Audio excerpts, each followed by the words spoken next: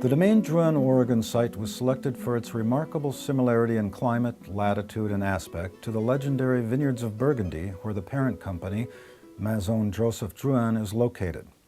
The Pinot Noirs and Chardonnays from the Oregon winery are highly acclaimed by many in the wine market, and Arron is pleased to contribute to the winemaking process.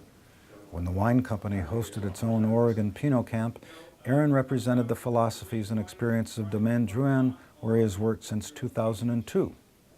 He has experienced what he calls the University of Drouhin under the tutelage of Véronique Drouhin Boss and Robert Drouhin, stretching the 8,000 miles between Oregon and Burgundy.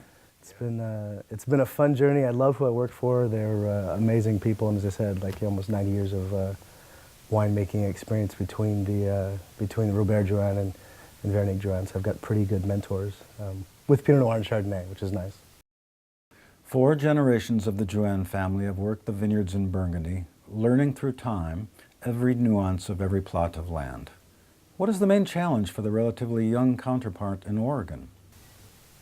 I think is the approach of trying to learn the land.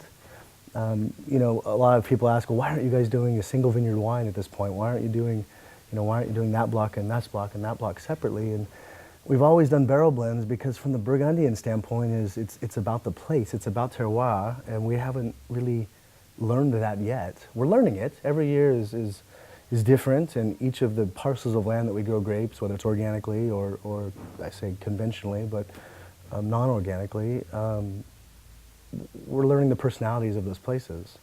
And that's something that I think is, Oregon believes in it as well, but it's obviously the foundation of Burgundy, that Gevrey is Gevrey and Chambolle is Chambolle for a reason that they've learned over a number of, obviously, years, way more than we've been there, 25. But I think that that's an interesting approach that I love, that we still do barrel blends of these different parcels because we don't know exactly what is our Grand Cru piece of property or parcel or block or our Premier Cru or our Village. We're still letting the vineyards tell us what's happening and where they're going to be, where their pedigree will end up. Organic or biodynamic growing has a big impact in the vineyards, no question about it. But does it make a difference in the wine cellar and the resulting wines? For us, we haven't been doing it long enough. I can't say that I could. I know that is it because I know? That's always the thing. Is it because I know that that's organic? You go, ooh, there is something more soulful to that wine. I think it's another thing that we'll know in time, 20, 25 years from now, that yes, this is why, and yes, organic adds this to it. There's one in particular, it's a vineyard planted in 1998. We call it the 98 East-West. It's one of the first vineyards that we planted true East-West. A lot of other things just from a farming standpoint were planted north-south or southeast-northwest. We've been farming it organically the longest. So that's been farming organic for 7 years. And there is something to be said about this wine. It's something that I say soulful. There's something playful in the wine, and it's very spicy. But it's always had this spice. But I've seen it, and I don't know if it's vintage but I've seen the kind of spiciness increase and the length of the wine get better. And is it vine maturity?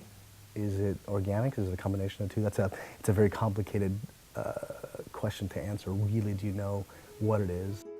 Of the future, Robert Drouhin has said, "I would like to think that one day people will taste Oregon wines, and particularly our wine, and will say, it is really true to the classic Burgundian Pinot Noir.